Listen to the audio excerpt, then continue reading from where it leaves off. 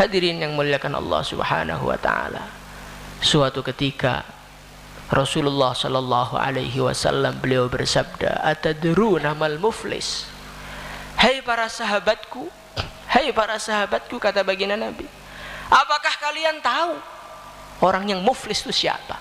Orang yang bangkrut itu siapa? Maka para sahabat mengatakan, "Man la dinara wa la dirham." Ya Nabi, orang yang bangkrut orang enggak punya duit.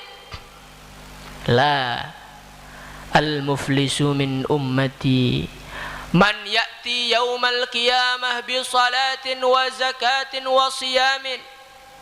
Orang yang bangkrut dari umatku adalah orang yang pergi ke akhirat dengan membawa pahala puasa, pahala salat, pahala haji, pahala zikir, pahalanya berdakwah.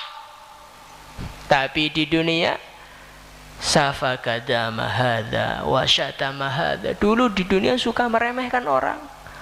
Fulan bin fulan itu memang dakwahnya bagus tapi enggak ikhlas.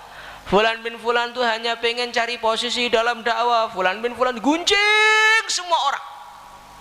Kalau dulu gunjingnya di pinggir jalan, setelah jadi dai gunjingnya dalam masjid. Hadirin yang mulia. Hadirin yang muliakan Allah Subhanahu wa taala. Inilah orang dikatakan bangkrut oleh baginda Nabi ini. Safaka dama hadza wa syatama hadza. Akhirnya orang-orang yang dia dulu dicaci, dulu digunjing, datang kepada dia minta semua pahalanya. Akhirnya habis tak tersisa. Hadirin yang mulia. Hadirin muliakan Allah Subhanahu wa taala. Maka kita ini setelah semakin tua, semakin lama berdakwah, marilah kita benahi hati kita lagi. Sejauh mana akhlak kita kepada umat Islam? Sejauh mana sayang kita? Sejauh mana kita ingin menyatukan diri dengan umat Islam? Inilah yang harus kita wujudkan dalam kehidupan kita. Insyaallah hadirin mulia. Hadirin muliakan Allah Subhanahu wa taala. Apakah kita ini enggak kasihan kepada baginda Nabi? Beliau sudah siang malam mati-matian membangun umat. Umat bertengkar, didatangi Nabi langsung. Suatu ketika Rasulullah sallallahu alaihi wasallam itu sampai ketinggalan jamaah. Gara-gara apa? Gara-gara menyatukan suatu kaum yang sedang bertikai. Suatu ketika ada orang Muhajirin dipukul oleh orang Ansor, atau orang Ansor dipukul oleh orang Muhajirin. Maka orang tadi nggak terima, dia mengatakan, "Ya lal Ansor, ya lal Muhajirin, hai orang-orang Muhajirin, bantuin saya." Orang Ansor juga nggak terima, "Hai orang Ansor, bantuin saya." Nabi langsung marah tidak karu-karuan. Beliau mengatakan, "Ma balu hadhihi da'wah al-jahiliyah." Apa ini istilah panggilan-panggilan pengelompokan zaman jahiliyah? Kenapa dikatakan lagi? Hapuskan semua. Gara-gara pengelompokan seperti inilah akhirnya kalian nanti bertikai semua. Hadirin yang mulia. Hadirin muliakan Allah Subhanahu wa taala. Kita ini adalah umat Islam yang disatukan dengan satu kalimat la ilaha illallah. Yang penting tiang niku mun la ilaha illallah, berarti dia itu saudara kita. Hadirin muliakan Allah Subhanahu wa taala. Apakah gara-gara seseorang senengannya nasi goreng, kita enggak senang nasi goreng, kemudian dia kita jadikan musuh? Apakah gara-gara dia senangnya jalan kaki, kita senengannya naik motor, kemudian kita jadikan musuh? Apakah gara-gara seseorang dia ini mengikuti pendapatnya ulama yang kita tidak setuju, langsung kita jadikan sebagai musuh? Tidak, hadirin yang mulia. Khilafiyah antar para sahabat, perbedaan pendapat, perbedaan selera antar sahabat itu sudah terjadi zaman sahabat. Tetapi perbedaan itu tidak menjadikan mereka saling diam antar mereka, tidak menjadikan mereka saling mencaci antar mereka, tidak menjadikan mereka saling meremehkan dan menyesatkan antar mereka. Hadirin yang mulia, kenapa kita tidak tiru sahabat? Kenapa kita tidak ikut akhlaknya sahabat? Sahabat adalah orang yang sudah jelas masuk surganya. Kenapa kita nggak ikut yang jelas-jelas saja? Kenapa kita mengikuti orang-orang yang nggak jelas, orang-orang yang marah dengan saudara muslimnya, orang-orang yang mencaci saudara muslimnya, orang-orang yang sakit hati dengan saudara muslimnya? Kenapa kita ikut mereka, hadirin yang mulia? Orang-orang seperti itu belum tentu mendapatkan surga di sisi Allah Subhanahu wa taala. Bagaimana hadirin? Insyaallah hadirin mulia. Yang kita pikirkan tuh akhlak. Umat sekarang itu krisis akhlak. Yang sholat masih banyak, yang puasa masih banyak, yang dakwah masih banyak, tapi yang berakhlak di dalam dakwah ini yang sedikit. Hadirin yang mulia, hadirin yang muliakan Allah Subhanahu wa taala. Kenapa kita ini akhlaknya jelek? Kenapa kita ini tidak menghargai saudara muslim kita?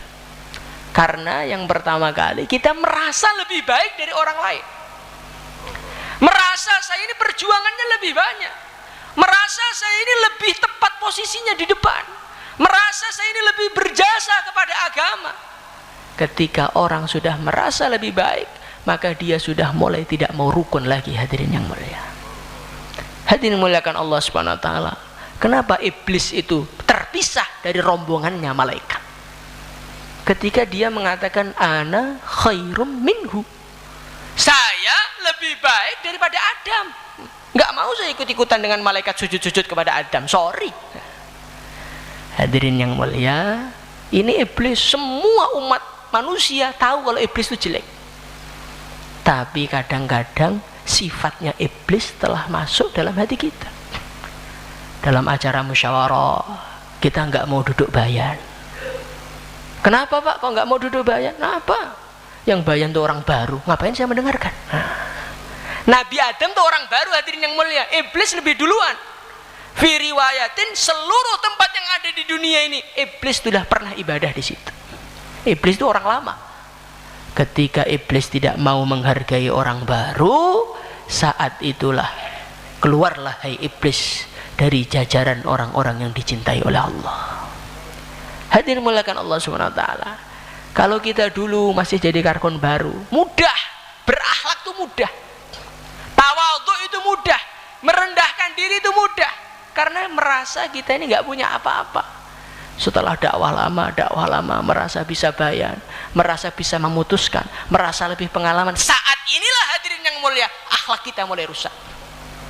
Kita datang ke mahalah, ikromnya kurang, langsung kita marahi. Kamu ini nggak paham dengan khidmat kepada para penanggung jawab. Ikromul muslimin itu penting. Masya Allah. Nargib orang ikromul muslimin supaya orang-orang ikrom kepada kita. Itu bukan akhlaknya sahabat, hadirin yang mulia. Akhlaknya sahabat yang dituliskan dalam Al-Quran, wa yu'thiruna ala anfusihim walau kana bihim khasasah. Mereka rela kelaparan, mereka rela kehausan, yang penting temannya kenyang, yang penting mendahulukan saudara muslimnya.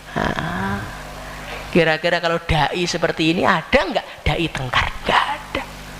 Kira-kira kalau dai seperti ini ada nggak orang sakit hati antar dai? Tidak ada, hadirin yang mulia. Semua ini terjadi karena kita ini merasa ana khairum minhu, karena kita disusupi oleh rasa yang masuk di dalam hati kita.